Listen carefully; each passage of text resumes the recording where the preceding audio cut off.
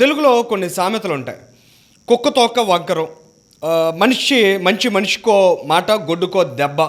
ఇట్లాంటివి అంటే ఒక మనిషి యొక్క ప్రవర్తన, ఆయనలోని లోపాలను అధిగమించే దశగా మనిషిని మౌల్డ్ చేయడానికి, వాళ్ళ యొక్క క్యారెక్టర్ని సరిదిద్దడానికి ఇలాంటి సామెతలను వాడుతూ ఉంటారు. అంటే ఎలాంటి పరిపక్వతతో మనిషి ముందుకెళ్ళాలని. ఖచ్చితంగా జగన్మోహన్ రెడ్డి గారు మాత్రం ఇలాంటి వాటిని ఏ ఒక్క రోజు కూడా వంట పట్టించుకోలేదేమో అనిపిస్తుంది. సో ఆయన క్యారెక్టర్, ఆయన బేసిక్ నైజం ఏదైతే ఉంటుందో దాన్ని ఎప్పటికీ కూడా అదే విధంగా కొనసాగించాలనుకుంటున్నారో. ఆయనకి ఎప్పటికీ షరా మామూలే. ఈ మనీ లాండరింగ్ వ్యవహారాలు కావచ్చు, ఈడీ కేసులు కావచ్చు, సిబిఐ విచారణలు కావచ్చు, ఇక రాష్ట్ర స్థాయిలో సిఐడి ఇన్వెస్టిగేషన్లు ఇట్లాంటివి ఎదుర్కోవడం, అధికారులని, బ్యూరోక్రసీని పూర్తి స్థాయిలో భ్రష్టు పట్టించడం, ఆయన చుట్టూ ఉన్నటువంటి కోటరీకి ప్రజల సొమ్మును కట్టబెట్టడం, తద్వారా ఆయన కూడా లబ్ధి పొందడం, ఇలాంటివన్నీ కూడా జగన్మోహన్ రెడ్డి గారికి చాలా యూజువల్ థింగ్స్గా మారినటువంటి సిచ్యువేషన్. ఇవాళ జగన్ రెడ్డి గారి తాడేపల్లి ప్యాలెస్ నుంచి 494 కోట్ల రూపాయలు విజయసాయి రెడ్డి గారికి సంబంధించి, అంటే ఆయన అల్లుడి గారి సోదరుడికి చెందినటువంటి అరబిందో సంస్థకి వెళ్ళాయా అనే సందేహాలు కూడా కలుగుతున్నాయి. అసలు అరబిందోకి, తాడేపల్లి ప్యాలెస్కి ఇవాళ రేజ్ అయిన కాకినాడ సీపోర్ట్స్ ప్రైవేట్ లిమిటెడ్ ఇష్యూకి ఉన్నటువంటి లింక్ను ఒకసారి అబ్జర్వ్ చేస్తే జగన్మోహన్ రెడ్డి గారు అధికారాన్ని ఏ స్థాయిలో దుర్వినియోగం చేశారనే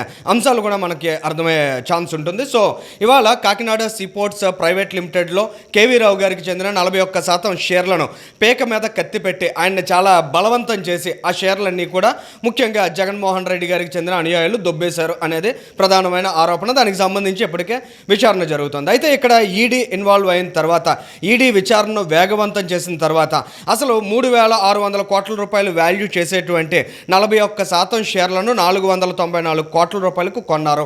సరే, ఆ కొన్నటువంటి షేర్లన్నా నిజంగా వీళ్ళ కష్టార్జితమా లేదంటే ప్రజల నుంచి దొబ్బేసిన సొమ్మ అనేది ఇప్పుడు రేజ్ అయినటువంటి క్వశ్చన్. ఎందుకంటే దానికి సంబంధించిన మూలాలను అబ్జర్వ్ చేస్తే ముఖ్యంగా అరబిందోకి సంబంధించి 2020 జూలైలో ఫస్ట్ ట్రాన్సాక్షన్, అంటే ఈ 41% షేర్లు 494 crores కొనడానికి ఫస్ట్ ట్రాన్సాక్షన్ అనేది జరిగింది. 100 కోట్ల రూపాయల చెల్లింపు అనేది చేశారు. ఇమీడియట్గా ఆ నెక్స్ట్ ఇయర్ అంటే 2021 ఫిబ్రవరిలో మరొక 394 crores వాళ్ళు చెల్లించారు. అయితే ఈ చెల్లింపులు జరగడానికి ముందు అరబిందో ట్రాన్సాక్షన్స్ను అబ్జర్వ్ చేసిన తర్వాత ఈ 494 crores ఎక్కడి నుంచి వచ్చాయనే క్వశ్చన్ కూడా అరైజ్ అయింది. ఎందుకంటే ఆ రోజుల్లో ముఖ్యంగా 2020 జూలై అంటే అంతా కోవిడ్ అనేటువంటి ఒక సంక్షోభంలో ఉన్నాం.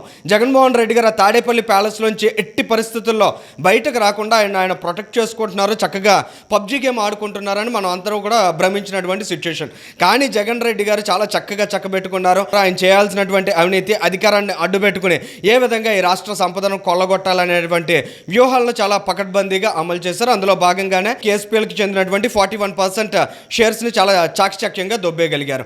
ఇవాళ ఈడీ ఇన్వాల్వ్ అయిన తర్వాత, ఈడీ విచారణ వేగవంతమైన తర్వాత విజయసాయి రెడ్డితో పాటు ఆయన అల్లుడి సోదరుడు అయినటువంటి శరత్ చంద్రారెడ్డి వీళ్ళందరికీ నోటీసెస్ సర్వ్ చేశారు. వీళ్ళందరినీ విచారణకు హాజరు కమ్మని చెప్పారు. వివిధ కారణాలతో వాళ్ళు విచారణకైతే హాజరు కాలేదు, తిరిగి మళ్ళీ నోటీసెస్ని సర్వ్ చేశారు. మరి విజయసాయి రెడ్డి, శరత్ చంద్రారెడ్డి వీళ్ళందరూ విచారణకి హాజరవుతారా? ఈ 494 కోట్లు జగన్మోహన్ రెడ్డి గారు ఎన్ని దఫాలుగా వీరికి చెల్లించారు, వీరు ఏ విధంగా బ్లాక్మెయిల్ చేసి కేవీ రావు గారికి చెందినటువంటి షేర్స్ని అప్పనంగా కొట్టేశారనే వివరాలను వెల్లడిస్తారా అనేది ఖచ్చితంగా వెయిట్ చేసి చూడాలి. ఎందుకంటే 969 కోట్ల రూపాయలు ఈ కేఎస్పీఎల్ ఎగవేత చేసింది అనేటువంటి నివేదికను ఆ రోజు ప్రభుత్వానికి సమర్పిస్తే, ముఖ్యంగా ఈ ట్రాన్సాక్షన్స్ అన్నీ పూర్తయిన తర్వాత, ఈ షేర్ల బదిలీ ప్రక్రియ పూర్తయిన తర్వాత దాన్ని కేవలం 9 కోట్ల రూపాయల ఎగవేత మాత్రమే అని చూపించారు. ఈ అన్ని అంశాల మీద కూడా ప్రస్తుతం ఈడీ దర్యాప్తు జరుగుతున్నటువంటి తరుణంలో జగన్మోహన్ రెడ్డి గారు మరొక భారీ కుంభకోణంలో ఇరుక్కోబోతున్నారా, మరొక భారీ అవినీతి బట్టబయలు కాబోతోందా అని ఆంధ్రప్రదేశ్ రాష్ట్ర ప్రజలంతా ఆసక్తిగా గమనిస్తున్నారు. ఈ వీడియో నచ్చితే లైక్ చేయండి. అలాగే మా ఛానల్ ని ఫస్ట్ టైం కనుక చూస్తున్నట్టయితే ఇప్పుడే సబ్స్క్రైబ్ చేసుకుని పక్కనే ఉన్న గంట సింబల్ ని యాక్టివేట్ చేసుకోండి. అప్పుడే మేము పెట్టే ప్రతి వీడియో మీకు నోటిఫికేషన్ గా వస్తుంది. అలాగే ఈ వీడియో పూర్తిగా చూసినందుకు ధన్యవాదాలు.